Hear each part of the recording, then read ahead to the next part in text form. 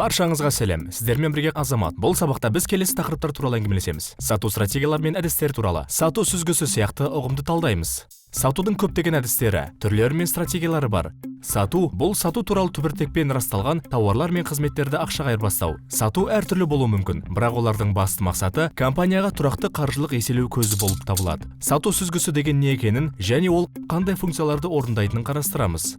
Сату сүзгісі – бұл клиенттің өніммен танысудан мәмілеге дейінгі теориялық жолын көрсететін маркетингтік үлгі. Ол пирамида түріндегі графика түрінде көрінеді. Жоғарғы бөлігі әлеуетті клиенттердің санын көрсетеді, ал төменгі бөлігі жасалған шарттардың санын көрсетеді. Осы суреттен келесіні бөлуге болады. Жұмыстың әр кезегінде шығып кеткен клиенттер саны және тағы қанша сатып алушылар санын тартуға болады. Бұл сүзгі бойынша менеджмент сапасын бағалауға болады. Сату сүзгісінің кезеңдері 3 кезеңге бөлінеді. Тарту, ұстап қалу және өсіру. Сату сүзгісіне оралайық. Оны қалай дербез етіп құруға болады? Ақпарат беру, қызығушылық. Мысалы, сіз аяқ киім сататын компания аштыңыз. Қызығушылықты қалай оятуға болады? Бірінші кезең. Өзіңіз туралы айтыңыз. Сіздің өніміңізге қанша клиент қызыққанын түсіну керек. Сіз мұны қалай жасай аласыз? Веб-сайтқа қанша адам кіргенін бақылау. Олар онда қанша уақыт өткізді? Әлеуметтік желіде сіздің аккаунтыңызға қанша адам жазылды? Олардың қаншасы посттардың астына лайктарды қойды? Аяқ киімнің бағасын білу, қандай материалдан жасалғанын және тағы басқа сұрақтар бойынша кеңсеге қанша адам хабарласқанын білу үшін қажет. Бұл жерде сіздің барлық алдыңғы іс-әрекеттеріңіз қаншалықты тиімді болғанын бағалай аласыз. Енді сіз өзіңіздің өнімдеріңізге қанша клиент қызығушылық танытқанын және олардың арасынан сіздің дүкеніңізге аяқ киім таңдауға қаншасы келгенін білесіз. Сатып алу туралы шешім. Сатып алу. Соңғы кезеңде сіз неше клиенттің шынымен сатып алған санын және сіздің аяқ киіміңізді сатып алғаны туралы ақпаратты аласыз. Сату сүзгісін құру кезеңдерінен көрініп тұрғандай, әрбір жаңа кезеңде клиенттер саны азаяды. Мұнда CAC сияқты көрсеткішке назар аудару маңызды.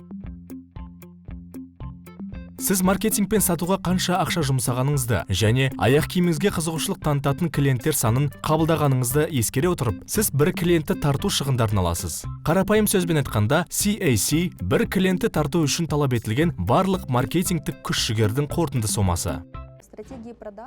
Бізде бірнеше сату стратегиясы бар. Біз барлығын онлайн түрінде саудалаймыз. Сату стратегиясында бізге бірнеше тарату арналары бар. Оның бастысы бөлшек сауда. Қазақстан бойынша бізде 15 дүкен бар, олардың 4-еуі өз бақылауымызда. Яғни 4-еуін біз шартты түрде өзіміз, өз командамыздың мүшелерімен бірлесе отырып сатамыз. Ал қалған өңірлік дүкендер франшиза бойынша ашылған. Бұл франчайзинг бойынша бизнесті дамытудың тағы бір арнасы. Біз қазақстандық фэшн ритейлдегі алғашқы франшизалардың бірі болдық. Қазақстанда жылдың үздік франшизасы мәртебесін бірнеше рет алдық. Бұл франчайзингтік серіктестер арқылы дистрибуцияның тағы бір арнасы. Бізде онлайн көтерме.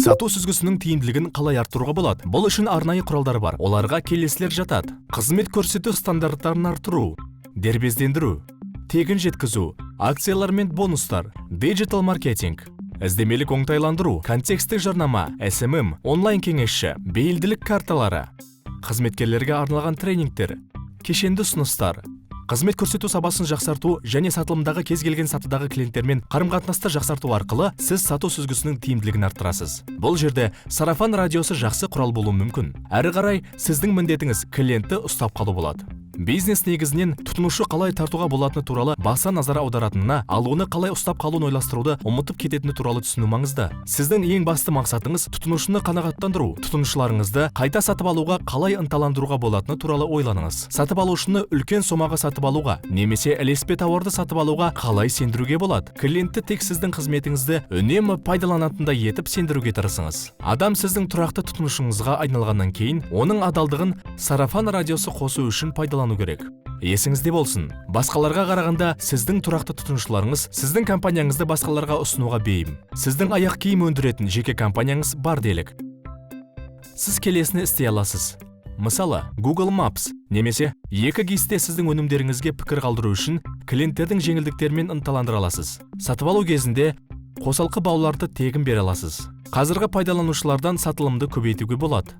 Мен тағы осы аяқ киім шығаратын формамен мысал келтіріп кетейін. Бізге тұтынушыларға, егер оларда етіктері жақсы болғанмен, ұлтандары ғана тозған болса, онда тозған ұлтандар мен өкшелерін ауыстыруға арналған жаңа ұлтандарды сатуға болады.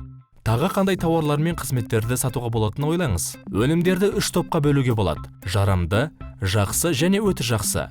Егер сіздің клиентіңіз сізден жақсы өнімді сатып алған болса, уақыт өте келе сіз оны өзінің ең жақсы нұсқасына лайық деген ойға жетелей аласыз. Сосын одан да жақсыны. Мысалы, сіз қатты былғарыдан немесе жұқа өңделген былғарыдан жасалған жақсы аяқ киімді сата аласыз.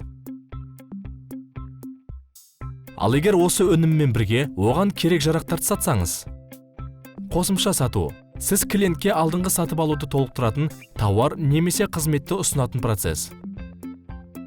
Мысалы, бәтеңкелер сатып алынған жағдайда 20% жеңілдікпен аяқ киім тазалау үшін крем немесе бауларды сатуға болады. Бұл жағдайда сіздің клиенттеріңіз маған бәрібір қосымша баулар мен аяқ киімге жағатын крем керек болады. Онда оларды неге осы жерден сатып алмасқа деп ойлайды. Ақырында 4-ші сұрақ: тұтынушылар санын арттыру үшін неліктен сарафан радиосын пайдаланбасқа? Мұны мүмкіндігінше тиімді етіп қалай жасауға болады? Міне, сіз өз тұтынушыларыңызға жаңа тұтынушы келсе 5% жеңілдік ұсына аласыз. Осылайша сіз тұтынушыларыңызға өнімді сатуға көмектесесіз.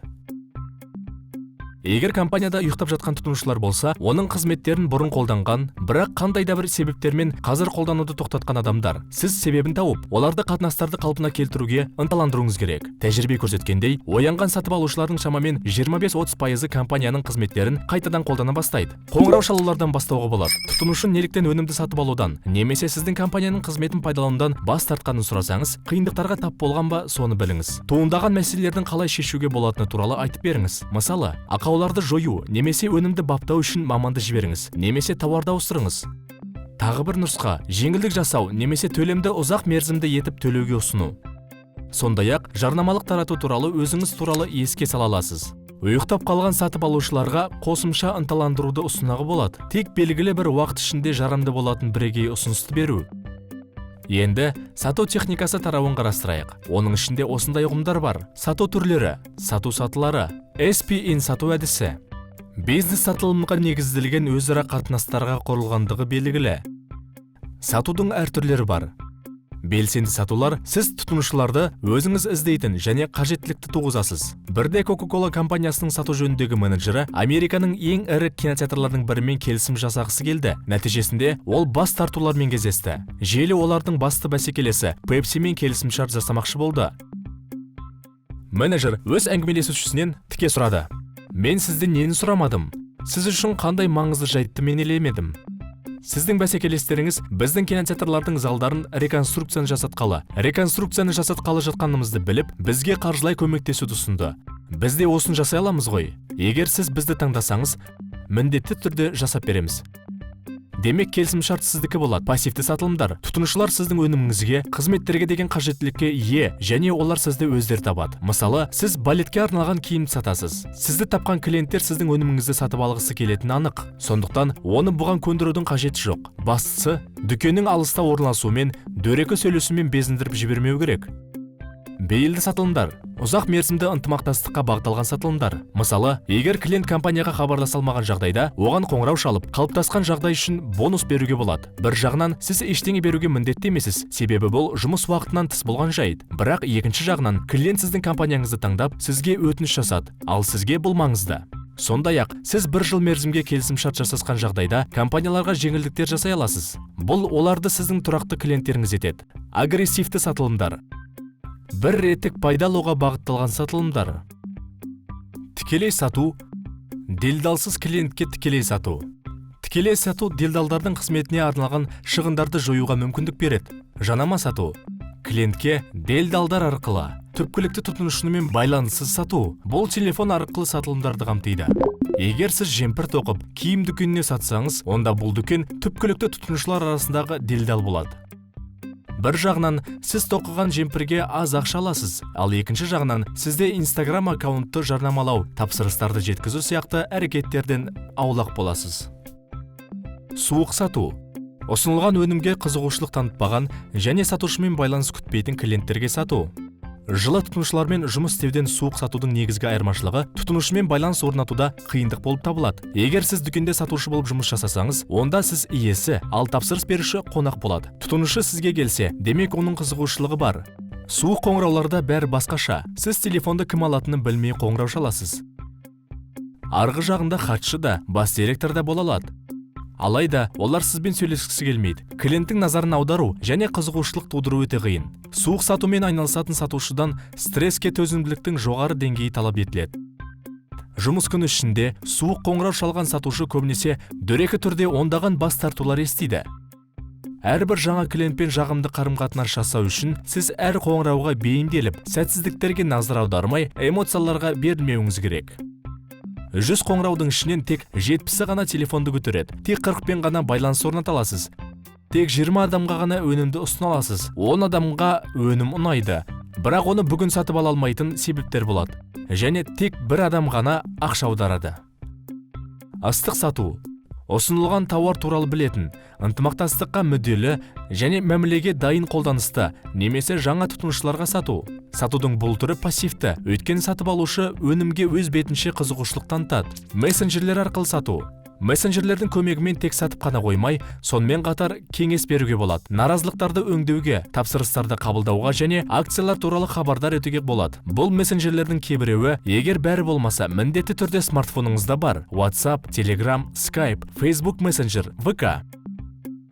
SPIN сату бұл тұтынушылардың қажеттіліктерін анықтауға және күшейтуге, олардың таңдау өлшемдеріне әсер етуге, мәміленің соңғы кезеңдерінде тұтынушылардың күмәндары мен қарсылықтарын жеңуге мүмкіндік беретін сатудың әмбебап техникасы.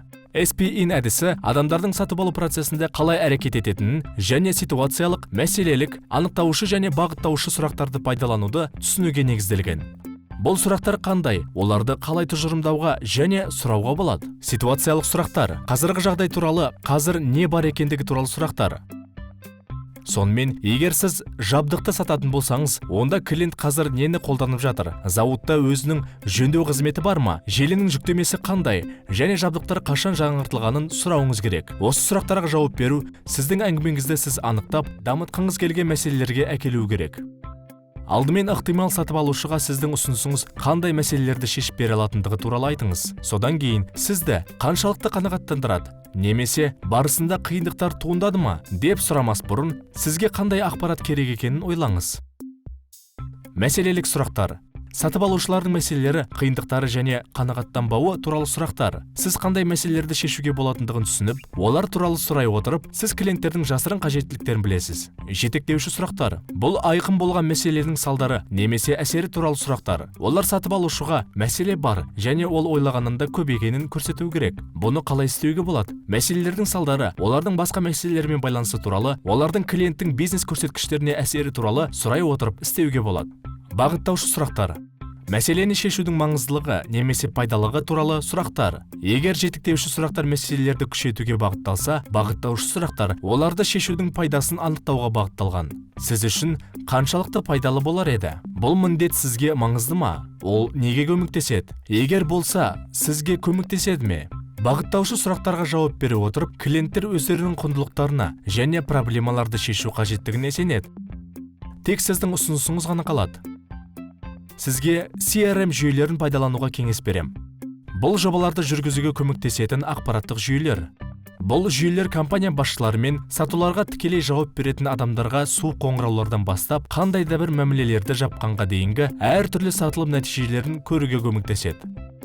CRM жүйесі сіздің барлық міндеттеріңізді есіңізге салады. Егер сіз жүйемен дұрыс және тиімді жұмыс жасасаңыз, ол сөзсіз көмекші болады. Қазіргі уақытта ең кең таралған CRM жүйелері Amo CRM, Bittrex 24 және Salesforce болып табылады. Үй тапсырмасы.